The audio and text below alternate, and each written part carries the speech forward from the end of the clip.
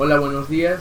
Hoy les voy a presentar el ciclo hidrológico por etapas, ya que primero va la evaporación, después sigue la condensación, después la precipitación y por último la infiltración del agua que llega a los mares o a los cuerpos de agua subterráneos en el mundo. ¿Qué es el ciclo del agua? Se conoce como ciclo del agua o ciclo hidrológico el proceso de circulación del agua entre distintos compartimientos que forman la hidrosfera. Constituye uno de los circuitos biogeoquímicos más importantes del planeta Tierra, en el cual el agua sufre una serie de desplazamientos y transformaciones físicas, por las cuales va atravesando los tres estados de la materia: líquido, sólido y gaseoso. El agua es una sustancia más abundante del planeta. Cubre de hecho la mayor parte, por lo que es conocido como planeta azul, ya que desde el espacio exterior se ve azul brillante. En la Tierra, la fracción más grande del agua se encuentra en estado líquido. Un 71% de la superficie terrestre está cubierta por agua líquida, de la cual el 97% correspondía a agua salada que forma los océanos. La segunda fracción que importa en importancia es la que se encuentra en estado sólido, es decir, acumulada como hielo. Los glaciares, los casquetes polares, ubicados principalmente en Groenlandia y la Antártida, ocupan el 10% de la superficie del planeta y representan el 69% agua dulce disponible. Finalmente, una fracción aún menor de agua se encuentra en el estado gaseoso, como vapor de agua, formando parte de la atmósfera. La humanidad atmosférica representa solo el 0,001% del total del agua de la Tierra. El ciclo hidrológico interviene en diversos factores ambientales, como el viento y la energía solar, siendo esta última la principal impulsora del mismo. Como todo ciclo, no inicia realmente en ningún punto determinado, sino se trata de la continuidad de procesos que se repiten sucesivamente.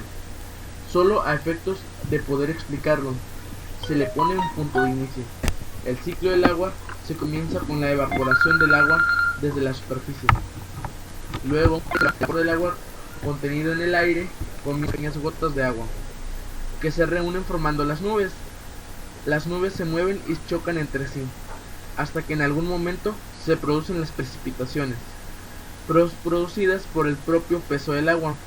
Cuando la temperatura de la atmósfera es muy baja, las precipitaciones pueden caer en forma de hielo o nieve.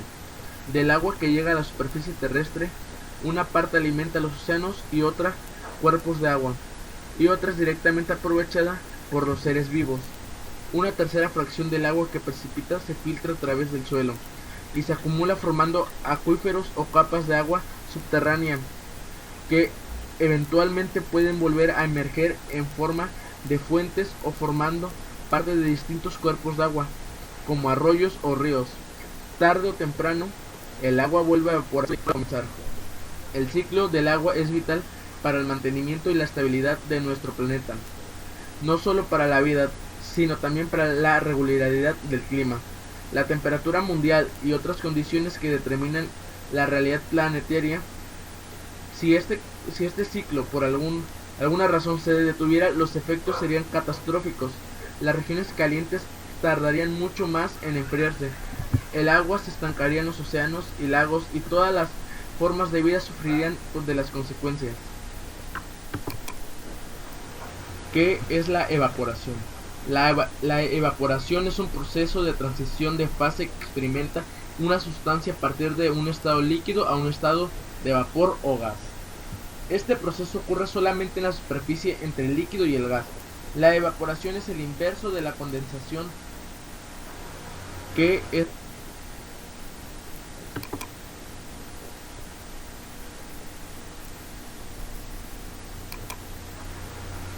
solamente en la superficie, mientras que la ebullición ocurre dentro de la misma masa líquida. Este es un proceso endotérmico, ya que requiere calor para generar la transición fase. calor necesario para vencer las fuerzas de cohesión molecular en la fase líquida y en el trabajo de expansión cuando se vaporiza el líquido. El proceso de evaporación depende de la intensidad del movimiento térmico de una molécula. Cuando más rápido se mueven las moléculas, más rápida se produce la evaporación. Además, la velocidad de la difusión externa en relación con la sustancia influye en la evaporación, así como en las propiedades de la sustancia misma. Por ejemplo, el alcohol se evapora mucho más rápidamente que el agua. Otro factor es la superficie del líquido con el que se produce la evaporación. A partir de un vidrio estrecho se producirá más lentamente que a partir de una placa ancha. Por ejemplo, los líquidos como el aceite de cocina no se evaporan rápidamente en comparación con otros líquidos como el agua, debido a sus diferentes propiedades moleculares. Este método se utiliza para separar componentes de mezclas sólidas, líquidas solubles y mezclas líquidas volátiles y no volátiles. El principio que rige este método es el hecho de que las moléculas de sustancias líquidas, cuando ganan calor, se vuelven gaseosas y se pierde de la superficie. Por tanto, el líquido vaporizado no se recoge sino que se pierde a la atmósfera. El otro componente que se requiere entonces se recoge. Condensación al vapor de agua del aire que se condensa de forma natural en las superficies frías.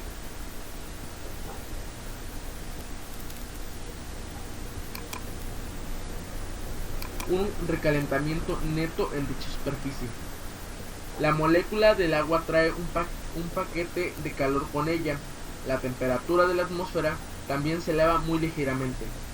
Como consecuencia de su condensación, la molécula tiende a ser relativamente baja en energía cinética, ya sea que la atmósfera ha perdido una partícula de movimiento lento, la velocidad media de las moléculas en la atmósfera aumenta y por tanto su temperatura también se eleva. En la atmósfera, la condensación de vapor es lo que produce las nubes. El punto de rocío del aire es la temperatura a la cual debe enfriarse antes de que comience a formarse condensación. La condensación neta de vapor de agua ocurre cuando la temperatura de la superficie está igual o por debajo de la temperatura del punto de rocío de la atmósfera. La deposición, formación directa de hielo a partir del vapor del agua, es decir, de condensación. Las heladas y la nieve son ejemplos de deposición.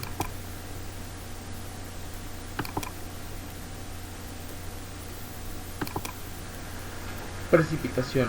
La precipitación es cualquier producto de la condensación del vapor de agua atmosférico que se deposita en la superficie de la Tierra.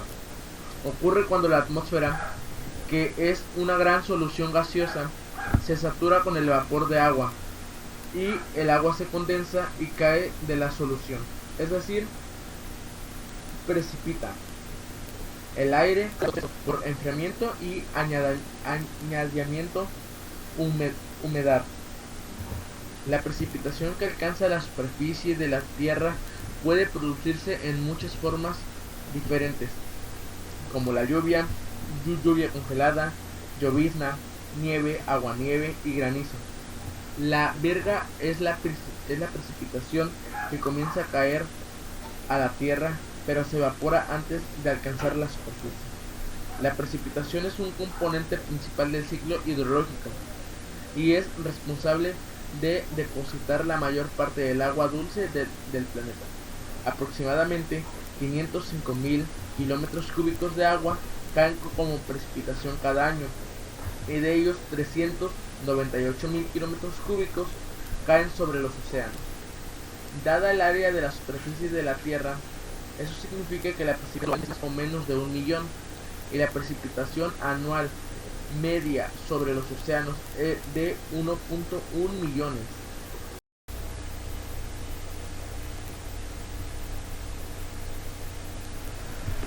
Infiltración del agua. La infiltración es el proceso por el cual el agua en la superficie de la Tierra entra en el suelo. La tasa de infiltración en la ciencia del suelo Es una medida de la tasa a la cual el suelo es capaz de absorber la precipitación o la irrigación. Se mide en pulgadas por hora o milímetros por hora. Las disminuciones de la tasa hacen que el suelo se sature.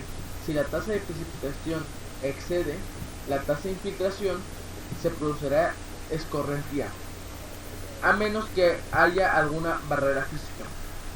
Está relacionada con la conductividad hidráulica saturada del suelo cercano a la superficie. La tasa de infiltración puede medirse usando un infiltrómetro.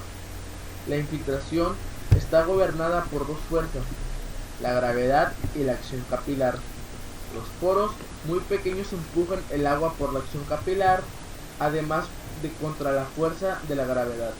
La tasa de infiltración se ve afectada por la característica del suelo como la facilidad de entrada, la capacidad de almacenaje y la tasa de transmisión por el suelo, en el cual el control de la tasa y la capacidad de infiltración desempeñan un papel la textura y la estructura del suelo, los tipos de vegetación, el contenido del agua del suelo, la temperatura del suelo y la intensidad de precipitación. Por ejemplo, los suelos arenosos de grano grueso tienen espacios grandes entre cada grano y permiten que el agua se infiltre rápidamente. La vegetación crea más suelos porosos, protegiendo el suelo del estancamiento de la precipitación, que puede cerrar los huecos naturales entre las partículas del suelo y soltando el suelo a través de la acción de las raíces. A esto se debe que las áreas abordaladas tengan las tasas de infiltración más altas de todos los tipos de vegetación. La capa superior de hojas, que no está descompuesta, protege el suelo de la acción de la lluvia, y sin ella, el suelo puede hacerse menos permeable. En las áreas con vegetación de chaparral, los aceites hidrofóbicos de las hojas suculentas pueden extenderse sobre la superficie del suelo con el fuego, creando grandes áreas de suelo hidrofóbico. Otros eventos que pueden bajar las tasas de infiltración o bloquearla son los restos de plantas secas que son resistentes al remojo o las heladas. Si el suelo está saturado en un periodo glacial intenso, puede convertirse en un cemento congelado en el cual no se produce casi ninguna infiltración sobre una línea divisoria de aguas. Probablemente habrá huecos en el cementerio helado o un suelo hidrofóbico por donde el agua puede infiltrar. Una vez que el agua se ha infiltrado en el suelo, permanece ahí y se filtra el agua subterránea o pasa a formar parte del proceso de escorrentía superficial.